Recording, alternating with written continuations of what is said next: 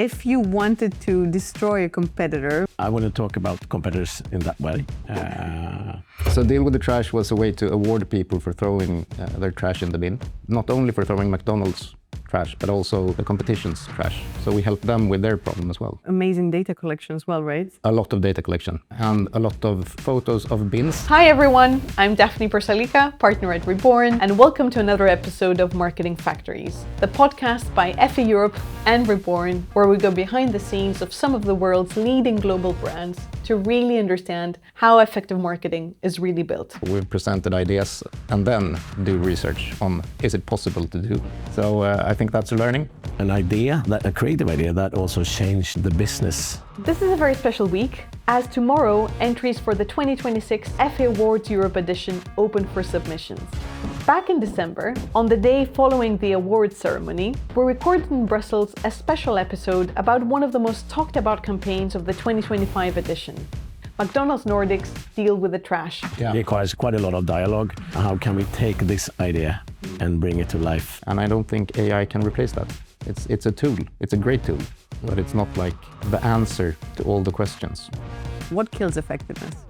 The basic model has been the same for 50 years. For an industry that celebrates creativity, it's crazy. There are very few symbols in the world that can be understood in every language without any word being spoken. You have the Olympic rings, you have the Nike swoosh, and of course the golden arches. With me today, I have the agency and brand counterparts of McDonald's Nordics. One is a marketing strategy veteran, and another one is a creative director who, and this is a true story that you told me when we met, is willing to get food poisoning to get the perfect shot. Welcome, Staffan and Petter. I'm so happy to have you on this special edition of Marketing Factories with Effie Europe, and special thanks to the European Association of Communications Agencies for hosting us in their offices this morning.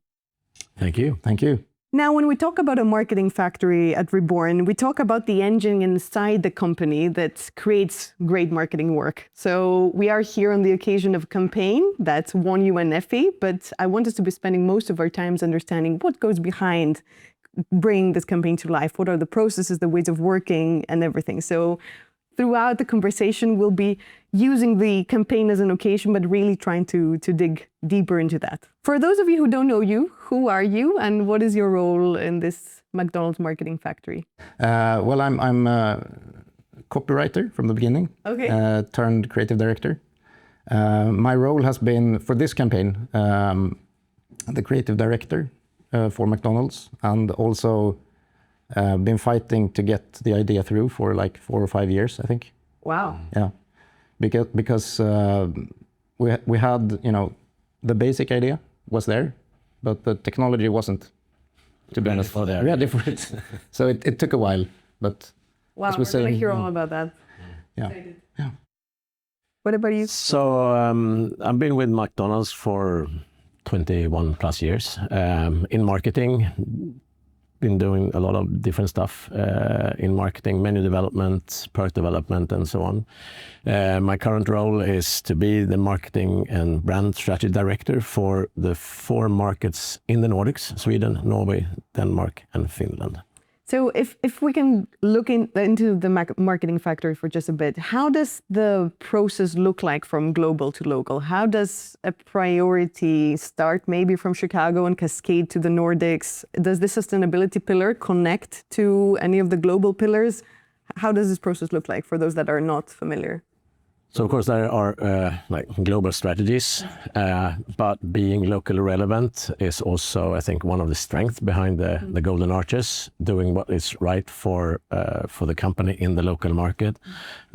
So following the global strategies, there is, or there has been, and is still, quite a big flexibility or openness for creating your own campaigns, and also to drive the sustainability strategy or other types of events or type of promotions that is in line with what you need to do in your local market. There are 2 questions that come to my mind. One is, does this mean that McDonald's has an appetite for risk? What does it allow a little bit of leeway to the markets? How is it hard to get them on board with something that is super locally relevant? Can I answer? Yeah. No, I think they're very flexible, I would say. It comes to, but then, sometimes we have a different tone of voice in the Nordics compared to, American advertising, which is more happy land. And that can sometimes require us to kind of motivate why we do stuff as we do it. But they listen. I mean, as long as it's, we can actually prove that it works. There's quite a lot of flexibility. I think the one thing that you don't do is mess with the golden arches. That we don't do. There's a golden arches code. Yeah. Oh, that's a nice one. There is maybe the long-term plan that is locked, and we have the business objective set, and perhaps then there is some sort of kickoff meeting. What does this process look like for you? And also, Petter, when you go into a client meeting and a kickoff, what are you looking for so that you can say that this project is going to go great? I think a clear, defined challenge is key, and also like an openness to what the internal barriers might be in some projects. It's like, so we know how to kind of approach it, because it's always like, okay, we have the task, the brief, and then there might be like, okay, but internally, these are the kind of barriers. So we know, how to navigate. That's so important. I mean, after you told me, guys, before the podcast that you've been working for 8 years already, so you kind of can guess what the obstacles are going to be, right? Yeah. But it's so important to know what you're going. What could those barriers be? Well, for instance, like when it comes to this idea, it's kind of, we had the basic idea ready. Like we want to award people for doing, throwing trash in the bin. But as it turned out, the app wasn't there yet to be able to do that. So we had to wait until that was, possible. But for instance, then if we know what the app can and can't do, then maybe we wouldn't have presented it the first time. That's just one thing. But now, actually, we've changed the way of working. So now the technologists are in, basically in the briefing. Nice. Yeah. And that wasn't the case before. So I don't think we would have stumbled upon that now. I'll get to the brief. I think but it's also, the technology is one thing, but another thing, we have discussed quite a lot of there are creative ideas coming up that doesn't really fit the way that we operate the restaurants as well. So that is also requires quite a lot of dialogue, both with DDB as an agency partner, and sometimes, of course, internally with my both stakeholders and colleagues. How can we take this idea and bring it to life? Is it possible or not? Before AI came around, did you pilot this idea with whatever technology? We actually had 5 years ago. The first iteration of it, we actually looked at kind of a Pokemon Go type gamification. That was amazing. That was a great game. Yeah, but that kind of really didn't do the job because we couldn't prove that you've thrown anything. So it kind of, but we had some meetings around that. Can you guys explain a bit the campaign? Because I've realized that maybe it will be difficult for the audience to understand what we're talking about. Okay. So what was... So Deal with the Trash was a way to award people for throwing their trash in the bin. It's the second thing we did around, actually the first one was Take Away Your Takeaway in Norway, from the Norwegian team. And this was Deal with the Trash, where you actually, in the app, if you could snap a photo of you throwing it in the bin, you were rewarded, not only for throwing McDonald's trash, but also the competition's trash. So we helped them with their problem as well. But that's amazing data collection as well, right? A lot of data collection, and a lot of photos of bins and trash. What was the biggest aha moment from the analytics that can come to your mind? The analytics from the campaign. From the campaign, the results. Yeah. Yeah. I think that the biggest thing is that people actually did it. I mean, there's always like, oh, this is a neat idea, but will people actually do it? And when we saw that they did, it's kind of, thank you. 4.5, 5 years of work, not down the bill, so to speak.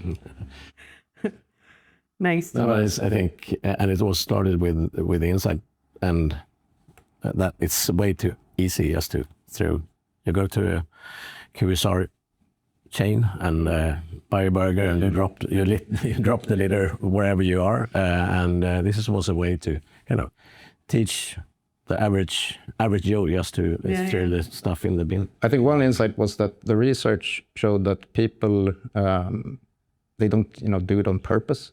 It's just that they forget, and if there's an award for not forgetting, people tend not to forget. Okay, yeah. I'd love to double click into that. So Morgan Flatley is the CMO of McDonald's. She has this. I heard her saying in a podcast that was a few years ago about how at McDonald's there is a platform called Fan Truths. Yeah. So it's all about discovering that human insight. Maybe it's dipping a potato in a sundae or scraping the cheese from the paper. What was this freaky insight that triggered this? You touched upon it.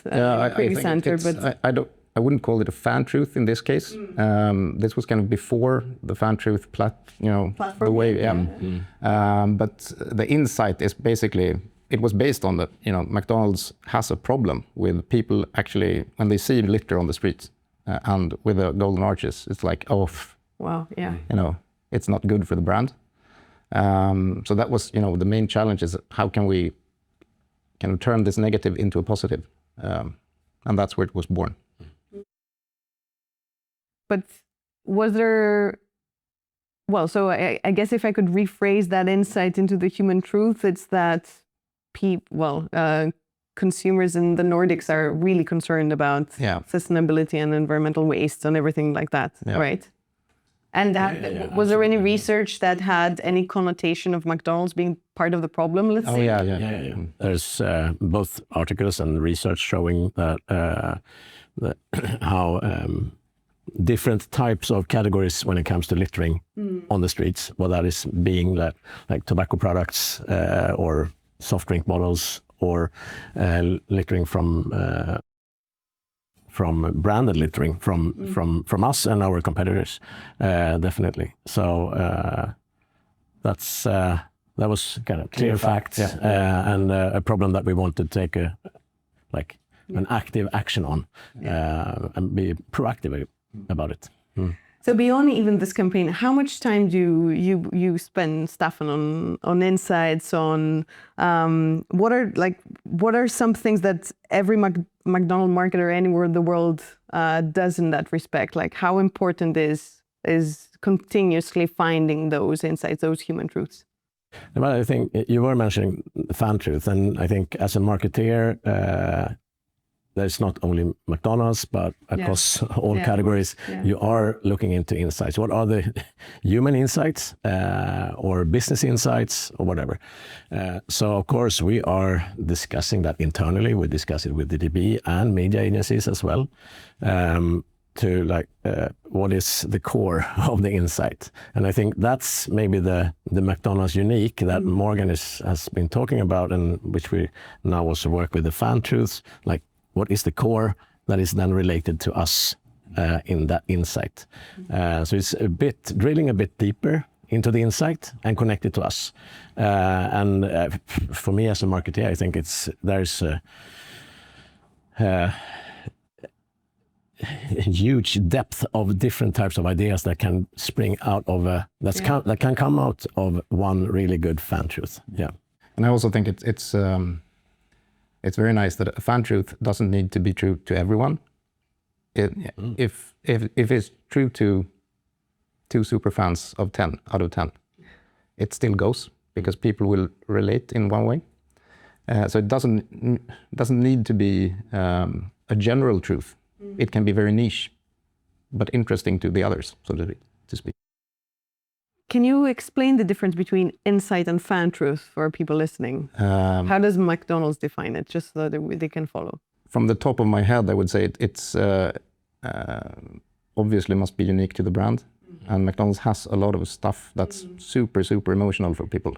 What's the Nordic or maybe Swedish, I don't know, McDonald's fan truth that comes to your mind, or something very local? The very local thing is the nickname, Donken. Donken? Donken. Okay, what does it mean? It means McDonald's, Donken. But actually McDonald's is, yeah. But do you call it Donken, or is it, okay. Yeah, it is like the Macca's in Australia, or and similar. I always thought this was a slang way of calling a brand, but that officially the brand itself would call itself McDonald's. So in the advertisements, is it? We sometimes call ourselves Donken. Yeah. Okay. It's been known to happen. Where does it come from? I have no idea. It's just slang. But it's also like there's local versions of it. I think in Värmland, some people call it Donkas. Yeah. Donkas. Donkas. Donkas. What is the most unique, a story, if you have an in mind, of a fan truth, of a local fan truth that you had a hard time selling to global, and you said that we really need to do this. This is important for. I wouldn't say it's. We haven't, run into any problem with the fan truth. But there have been, campaigns which are questioned because it's so local. We need to explain it. It really reminds me of the stats. I don't know the exact numbers, that in the States, 1 in 10, 1 in 9 Americans have worked in a McDonald's restaurant sometime. Yeah. Some way celebrities.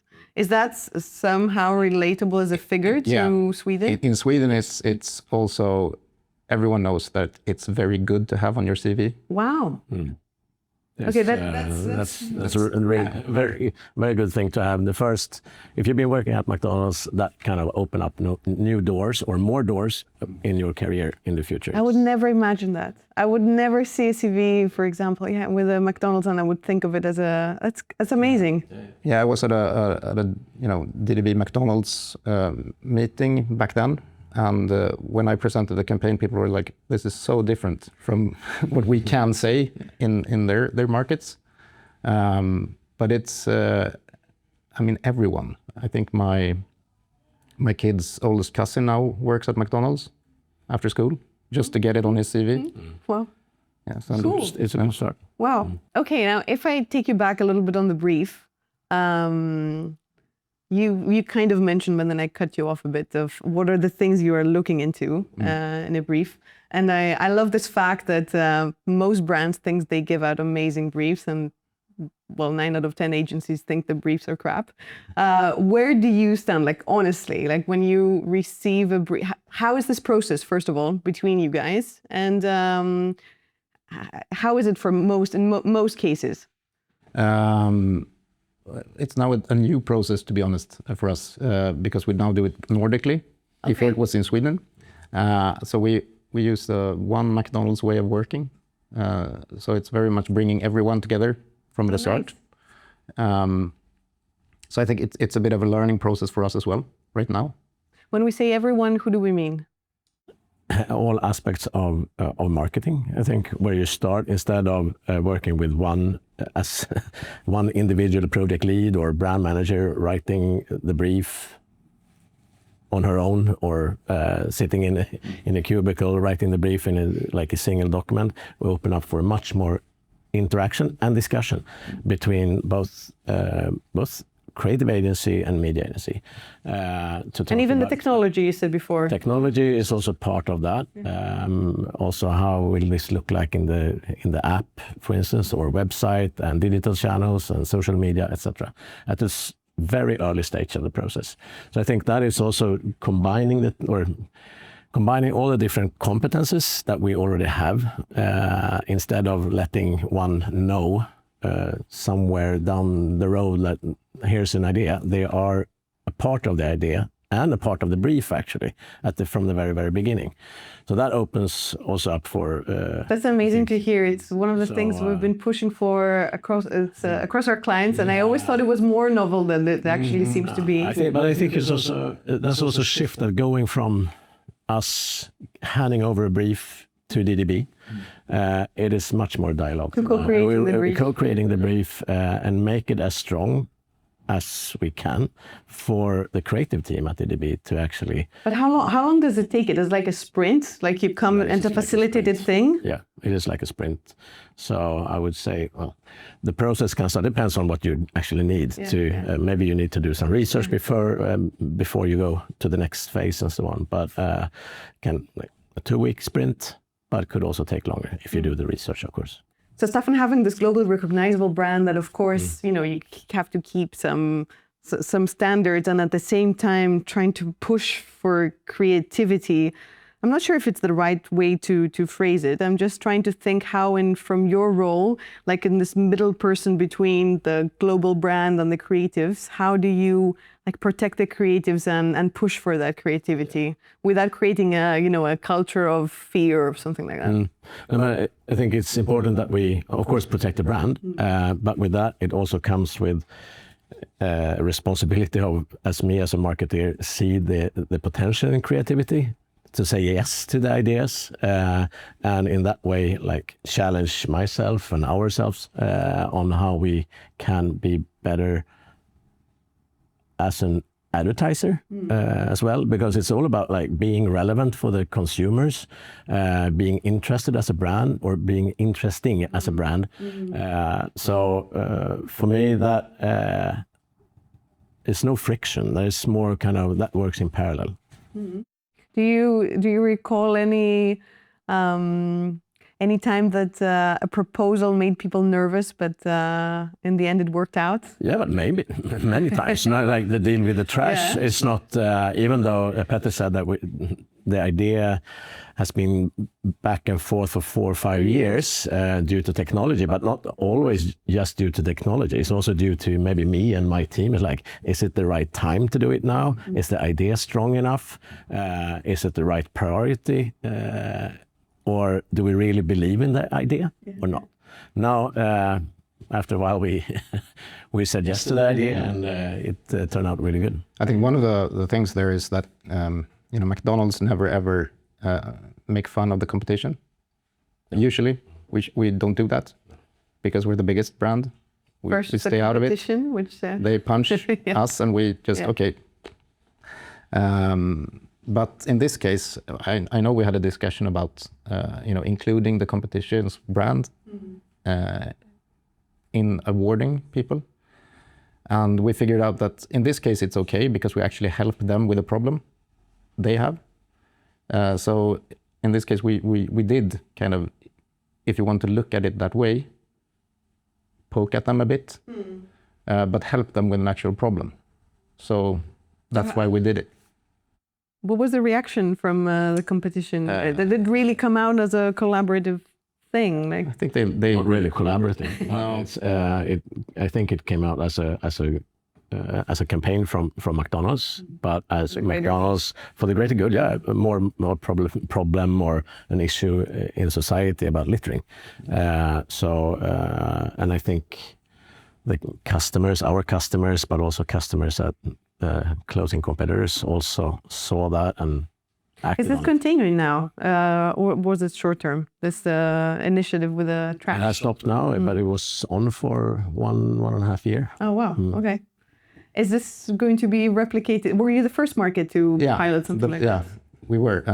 So it's also in the kind of transition from being a local Swedish market to now being Nordic. I mean, it's not off the table to do it again. Is it true what I've read that the Nordics are really a hub for innovation for McDonald's globally? Like that you have innovated through the years a lot of things and tested them for the first time? We have as being a region with consumers that is kind of, I don't know, in the forefront or being really progressive on a lot of different stuff, being in the digital environment or within sustainability, etc., etc. I think the demand on brands, and this goes not only for McDonald's, on brands and companies overall, the demands are very high. And with that said, I think the need for us as a business being more in sync with time, I think that pushes us to do stuff that is maybe for other markets, maybe 2, 3, 4 years down the road. But for us, it is very much here and now.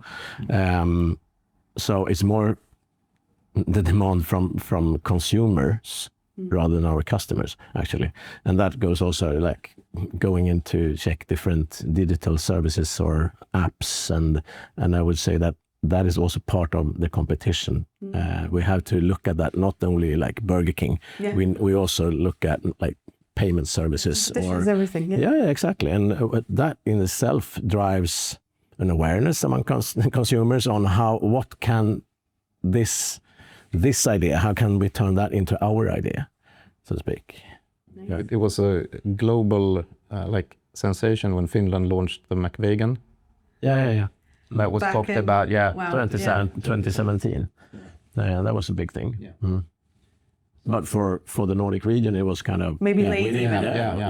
Maybe late. Actually, yeah. In your work for McDonald's, how much has AI already infiltrated in the creative process? I would say quite a lot. I mean, it is amazing for research as a tool, but also like, for instance, deal with the trash. It's machine learning. You could call that AI as well. So it wouldn't have been possible without it. So it's definitely part of the process in everything, basically. And how do you get over the hype and like focus on the value? Like, has there been any pressure to, like, you feel the pressure that I have to do all the new things, and then you have to try and stick to whatever is going to have real business value? Yeah, I think the human truth is more important than ever. Yeah. You know, so but yeah, it's I think the whole business is a bit unsure of what this is going to do. But in the end, it's like, okay, what's the challenge? What's the human insight? You know, that's always going to be super important. And I don't think AI can replace that. It's a tool. It's a great tool, but it's not like the answer to all the questions. Is there any, maybe now within occasion of the Effies, but not just don't limit yourself to awarded campaigns. Is there any campaign that you saw lately or comes to mind, or maybe not lately, that you saw and said, damn, I wish I had done that? And for me, I think a really good creative campaign, but a good campaign is the one that was awarded many times in Cannes this summer. It's the French insurance company AXA. They had a campaign called 3 Words, adding 3 small words, flipped the whole meaning of a contract in a way. That is when you buy the insurance. It was domestic violence. And domestic violence, yes, exactly. Adding those 3 words and made a huge difference for many people that actually have suffered from domestic violence. And the thing it was not only for when you bought the insurance, it was also retroactive. I think the whole that is an idea, a creative idea that also changed the business in a way. So it's always so great when you feel you're doing your most amazing creative work and it actually has an impact. It's very easy in the work that we do to sometimes feel a bit sarcastic, etc. It's such a great feeling.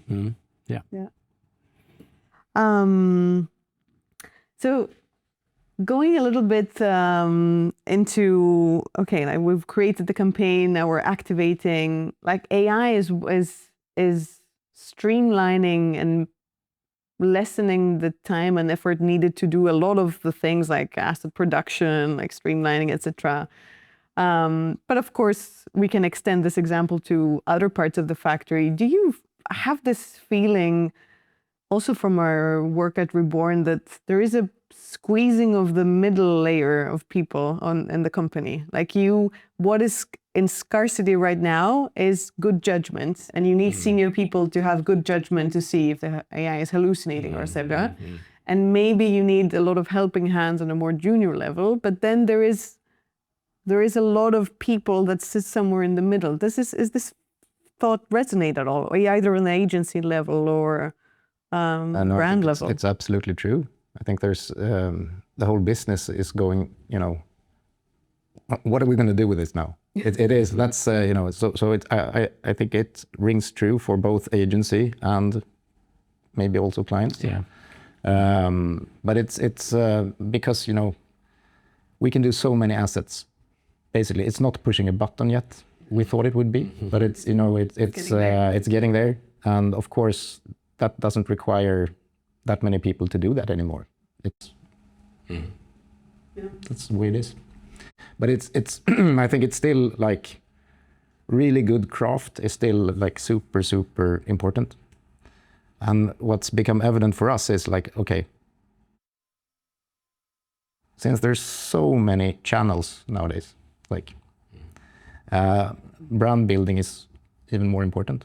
So just keep to, you know, the brand role, make it a clear brand role and a clear concept is more important than ever. Really, I don't think you can emphasize that enough, because if you don't have that, it's going to be fragmented shit, basically.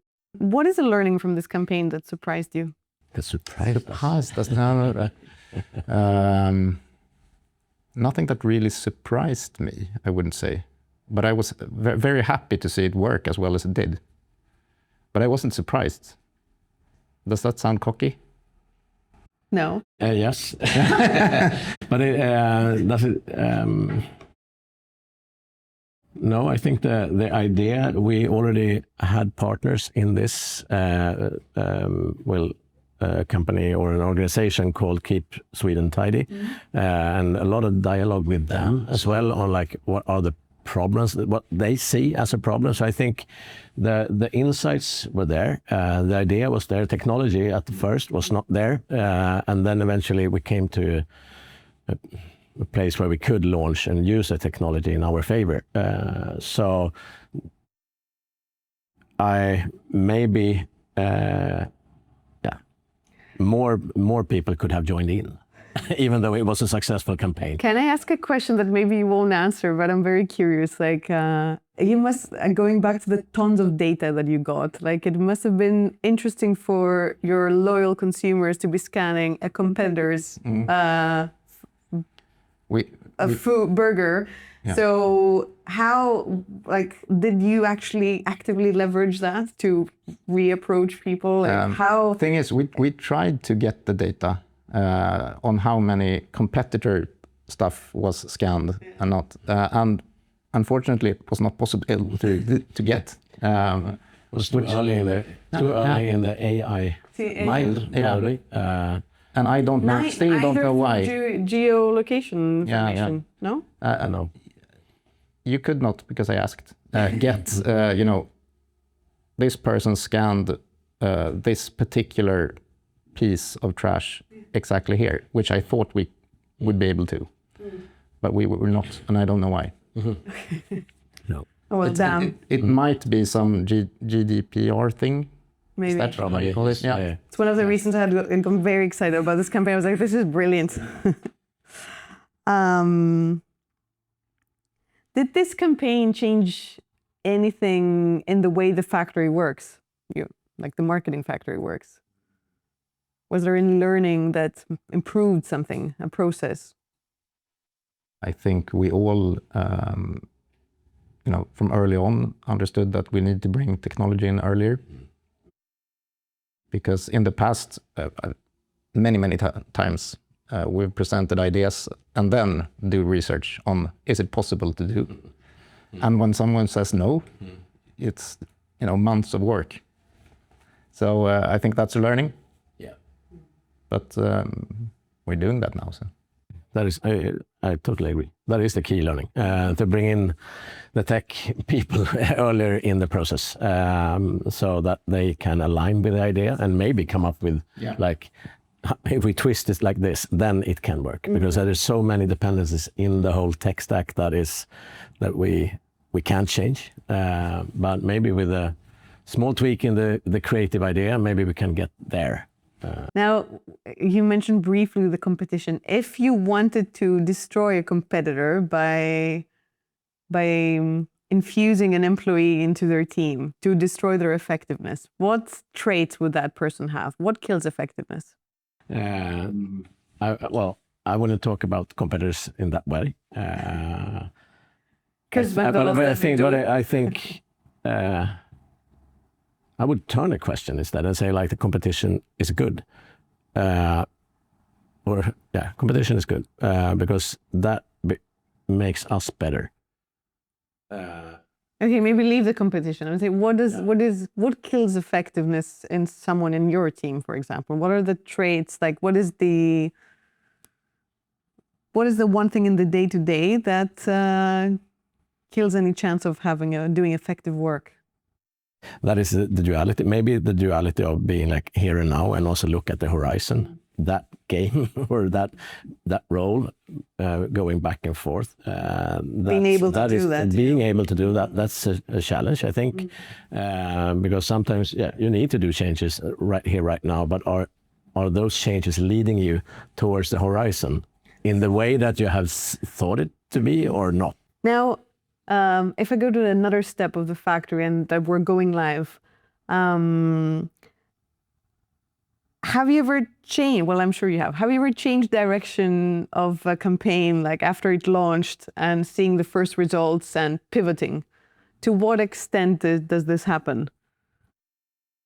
I can give an example from Deal with the Trash. Oh, that would be great. We did assets for social media, both like cut downs of classic ads and social first assets. And the social first stuff scored, it just, I think it was 70% more effective or something. Okay. And that was an A/B test for us. So we don't, do cut downs anymore in that way. So you said before that you ran the campaign for a year and a half, but that this is part of a persistent platform, so to say, for sustainability, etc. Are you?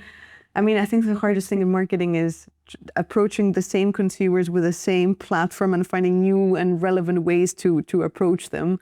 Is one of the things you're launching in Jan a new No, this is since 1 year back we have a new Nordic platform. This was for Sweden for the last 7 or 8 years. So since there are so many subjects under the umbrella big enough to make a difference, I don't think it was something that people got bored of in any way, because we could talk about packaging, employer branding, sustainability. There was food. We have the food. We have the products and the people to talk about. So we had a lot of subjects to cover, and also McDonald's role in society as a whole, with the role of McDonald's house charities. We built a house in Roblox for the kids, for instance, and we also have sponsorship.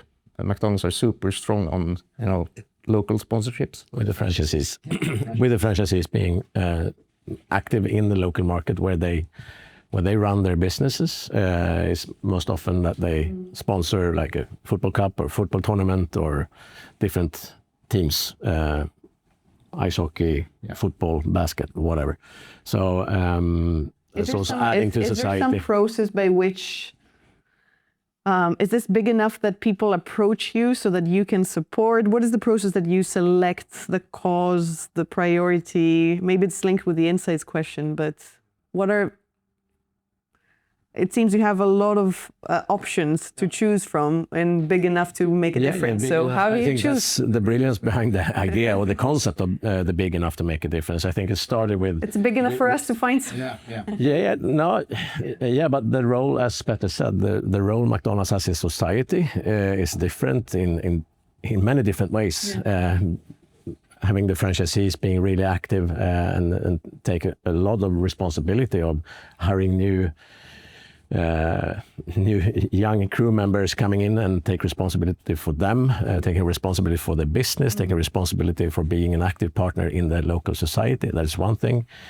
Us as a business across the nation or Sweden, taking also responsibility for many stuff. That how do we evolve or how do we develop new packaging that is in line with, like, can we take away plastic, for instance?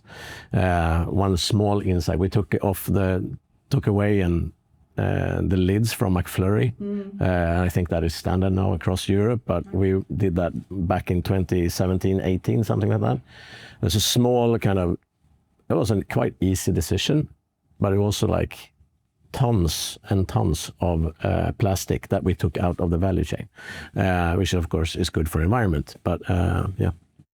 And also, I think the beauty of that was doing judo on the thing that people don't like about McDonald's, like being a global giant. And it's like, okay, it's actually a good thing. When we move, it's, you know, the butterfly effect.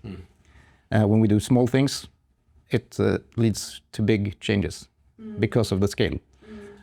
For instance, we did, one of the first campaigns we did was about EV charging. McDonald's, you know, started in Sweden to put up EV charging at the restaurants. At the drive-through restaurants. At the drive-throughs, and I think for a while was the biggest chain for EV charging in Sweden. So that's, you know, that's an impact. That's amazing. Yeah. It's actually taking that insight and turning it on its head. Yeah. So you talked already about the McDonald's way of working, if I'm quoting it properly. Marketing, yeah. Way of marketing. Is there a learning loop process in that McDonald's way of marketing? Can you talk to me about it? No, but I think it's a very it is a sprint way of working, and maybe take it from the top, if you can explain to us the McDonald's way of marketing. If it's a factory line in itself, it is in a way in a factory. It starts with a kickoff, like gathering the right people into like what do we want to do with this campaign?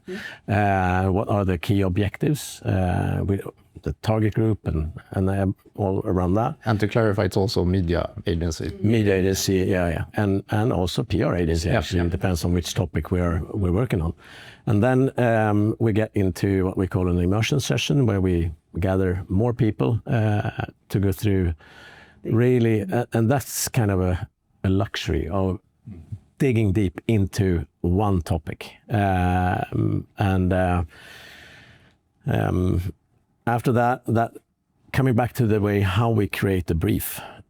From that meeting, the immersion session, we create that brief that then goes to the creative team. And we do that together with DDB and people from our side as well. So there you have the link and I think the force of the project or the process that eventually then goes into kind of the idea presentation and how do we take it out in the market, how do we use the different media channels, etc., etc. And at the end of that, you definitely have that loop, tying all the knots together. And is there a ritual around that? Is it like you do retrospective? Is it how? Actually, small after sprint we have small retro meetings, but then after the campaign, when we have the full follow-up, then we definitely go back and dig into both process, but also how did the campaign or the promotion build a brand or build business? Yeah. Nice. If I steer a bit the discussion to capabilities, which is a key thing when you talk about global marketing teams, what makes a great marketer at McDonald's specifically? Like, what is the capability you rely on the most? What is the most under-celebrated but very mission critical because of the nature of the business? I think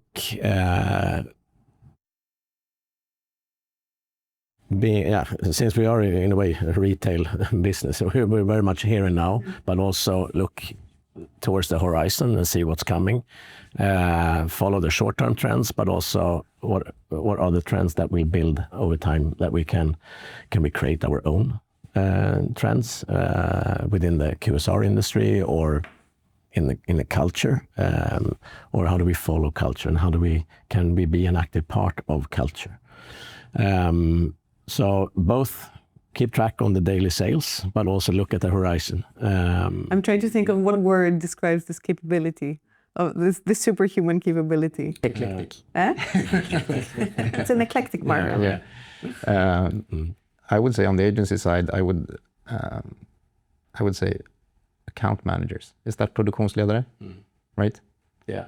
Without account managers that knows your business on our side, it turns into, not chaos, but it's super important. What is the hardest part about working for McDonald's? Like, what is the part that needs the most onboarding? What is the thing that you need to get used to, etc., so that you are not noise and you're actually valuable?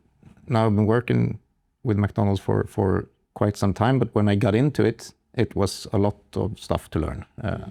I remember people gathering with very, very straight faces going, GC is down. Yeah. And I was like, I had no idea what GC was. So I was just acting like, oh, this is it. And then and then afterwards I was like, what's GC? No, but it's all about, understanding the business, how it works, and all the stakeholders. I mean, it takes some time, but it's... But isn't that true for every business? I think McDonald's is... of course it is. But McDonald's is a learning process because we have global, we have Staffan, and then we have the franchisees.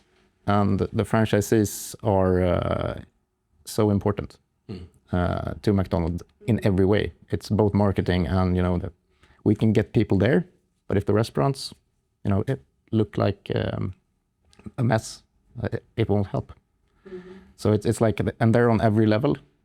The marketing team is franchisees.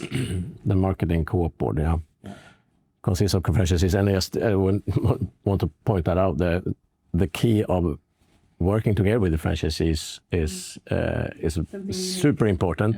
It's unique in a way, but it's also so important that we also get that, when it comes to creative ideas, like Deal with Trash, that we get the engagement and excitement around it, because that will help us with the campaign. They're also good marketers. I mean, it has to. So it's, Like, if you really reflect on it, what are the capabilities that, in your team you would say are ahead of time, and which are you think should improve? Like, if I just talk about my team or like the marketing department, I think we can right now. AI is, of course, coming back to AI, but it's on individual responsibility, and what we need to do is to build that to be more of a collective responsibility. How do you mean that? So that we work together with it in a smart way. You said it yourself, like the business value of AI. How do we get there? Use it in the right way. One thing is that we can save time. Yeah, that's one way of adding business value, but also looking at also connecting all the dots that's out there, and use AI in the best possible way. Do you have an issue with adoption? Are people using it as heavily as you would want? It's definitely an issue we have. Like, we try always, like, even myself, like I said, I need to be a more heavy user. Like, exactly. That is what I see personally, but also with many of my colleagues. That is kind of, for some, it's a natural thing to go and to do, go into ChatGPT and use that in private life or whatever. But sometimes you kind of, you're being a human being, you're raised with habits, so to speak, and now it's about breaking those habits of how do I get information and how do I see stuff, how do I do my work today, and how has this McDonald's way of marketing infused AI to a great extent? Not yet. No. But that's, you were talking about the loop, and I definitely see that there is a role for AI in that loop. There's a role everywhere across the chain that's you. Yeah. But also being a human being, and that is also super relevant, because it's you can have AI or whatever GPT like as a reference or as a tool, but then you also need to rely on the creative guys as well. How, life happens, and then some crisis happens, you need to cross correct, and how do you protect the brand and the long-term vision from all of these short-term things and pivots? And it's I don't know. I think that's Petter, you were on that. I think having one thing is having a strong brand. Working with a strong brand helps you, definitely, because the Golden Archer becomes the kind of the beacon, and that that you work with and so to build the brand. Then having a great creative idea or the platform also helps you become effective in that sense, kind of in the short term and the long term. I think what really, if destroys effectiveness on a day-to-day basis is not making decisions. Oh yeah. A yes or a no is better than a maybe, because a maybe leaves everyone like, What capability do you wish Global would build for you, and what capabilities would you prefer they let you develop locally? To be honest, we had like a global town hall where Morgan and the team presented like, this is the direction we're going now, which was super clear. Wow. And very, very good from a creative point of view. So I think we have that from Global. But I would like us to keep, the uniqueness of what we have when it comes to employee branding and the stuff that really drives actually business in Sweden. So if we can combine this ambition here from Global with the uniqueness here, that would be double thumbs up for me. Yeah, tricky. It will be tricky because the ambition is maybe not, tone-wise the same stuff that people in the Nordics have expected before. It's more of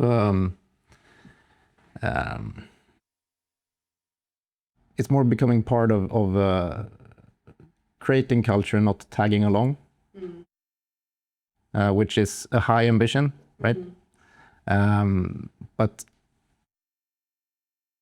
possible to combine with keeping the uniqueness here. That seems like a shift from... It is a big shift. It's a huge shift from big enough to make a difference to this. Yeah. But I think it's a very clear ambition, which is very, I'm happy for that, because sometimes it's, when it becomes, sorry for this English, but half-assed, it's kind of, okay, so what do we do with this? Yeah. Here it's super clear. This is what we're aiming for. And, let's go for it.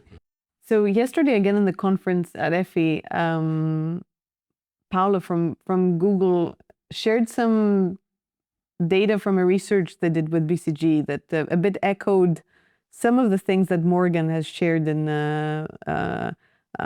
many of her public speaking. That she said that I think it was like 70% of marketers think that their work is effective, and only around 30% of CFOs think that it actually is, and that this is a problem, and I fully agree. And I just linked it to Morgan because she always said that my closest person in the global team is the CFO, should be the CFO. You should always be able to do that connection between marketing and the business impact.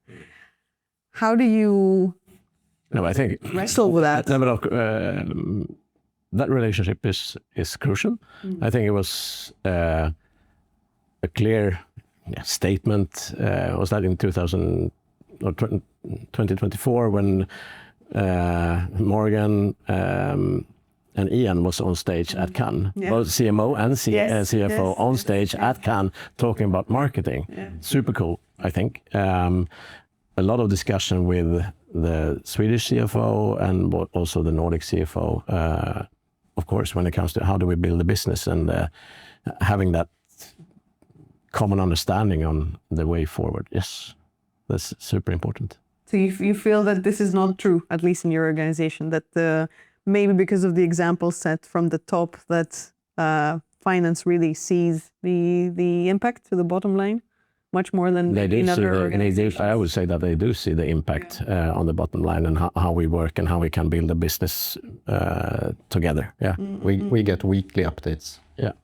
Okay, so you've both been, Staffan, you've been for 20 years McDonald's, but previously with the Coca-Cola company. Petter, I guess the same for you.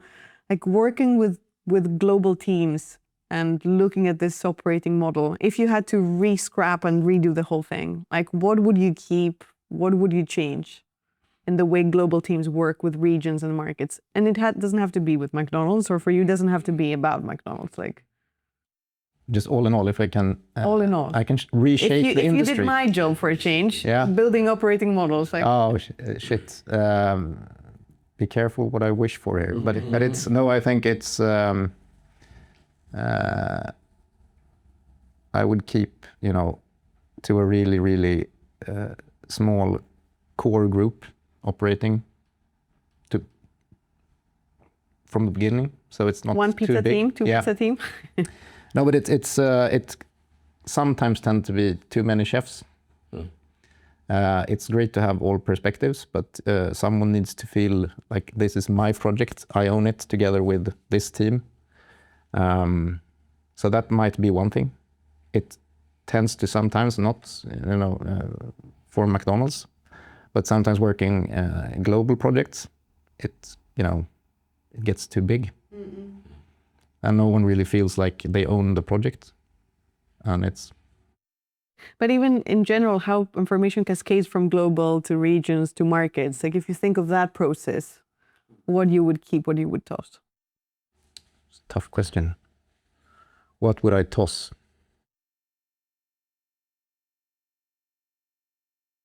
Can I say too many check-in meetings? Yeah. Yeah, that's one thing I would toss when it becomes too much. Because I know the stress level, especially on young creatives, when it comes to like, here's the brief. Check in tomorrow at 11, right? And that, you know, it's because the processes are, you know, it used to be this long, now they're this short. Okay. So everything's faster, and AI is helping in that, so to speak, or contributing to it. I think unnecessary check-in meetings, I would scrap. It's on my I can actually do that, so I should begin, maybe. Yeah. Start with yourself. Yeah, start with myself. Yeah, okay. Yeah. No, but of course, all those types of meetings, and but yeah, information sharing with all the new technology, of course, and we were talking about before we started this recording, like what the pandemic kind of has helped us to do now. I think we have come a long way when it comes to sharing information, global, regional, local, and in both ways, of course. So that has helped a lot. Maybe adding some extra meetings, just because you can, which is then a problem, and so start with yourself, cancel some meetings. Yeah. It's interesting to reshape the ad industry. It's been, I mean, I think it's going to be necessary. It's going to happen a lot. So let's just see. The basic model has been the same for 50 years or something. You know, it's crazy for an industry that celebrates creativity. You know, still, it's an art director, a copywriter, project manager, and we get paid by the hour. Well, something needs to happen, right? Do you have any ideas on that? I have ideas, but I don't think they're applicable right now. So why? Let's see. No, I haven't thought it through. But it's. I think it's, you know, sometimes a bit ironic that we celebrate ourselves so much, but the business, our business, is the same as it was the last 50 years. It's like the example of the Nike logo. On But it's 100% true as well. Sometimes you solve a problem that's big in a very short amount of time. And, you know, so it's sounds like a great model, but how do you charge it? What's it worth? If I solve GC? Oh, yeah. Well, it creates, to be honest, it creates some issues.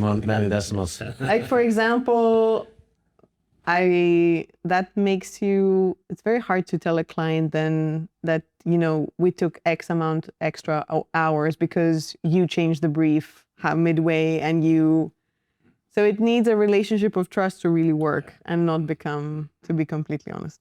We heard yesterday from Vera Sidlova from Kantar that she was doing some, they did some analysis on what makes an Effie winner.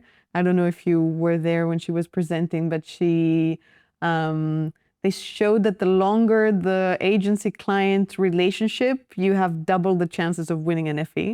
And you guys like are the perfect example of that. You've worked together, even just the two of you, for more than 8 years. Like, what is the recipe of the success between you? Like, what makes your partnership work? Between McDonald's and DDB, or even you personally? Yeah. But I think between McDonald's and DDB, in the Nordics, we've been working together since 2004. Yeah. So that's quite a long time. And there's so much knowledge built into that relationship, which of course helps. And then we're not relying on individuals. Then it's almost like it sits in the furniture. It's part of it's definitely a big part of the relationship. How we build business, and as you said, Petter, before, like, okay, first I didn't know what GC is or guest counts, but over time, the longer you work with us, the more you get the feeling of the needs that we have as a business, as a brand, and our franchisees as well. So yeah. And I think it's all about openness from your side as well. On our side, like what are the challenges here? Being totally transparent with the. You have this luxury of candor. I would say so. Yeah. We are super transparent on how do we build a business and what the needs are. Sometimes DDB also see the needs before we do it. So yeah. Guys, I had an amazing time with this podcast. Thank you so much for joining us today. Thank you very much. Thanks for having us.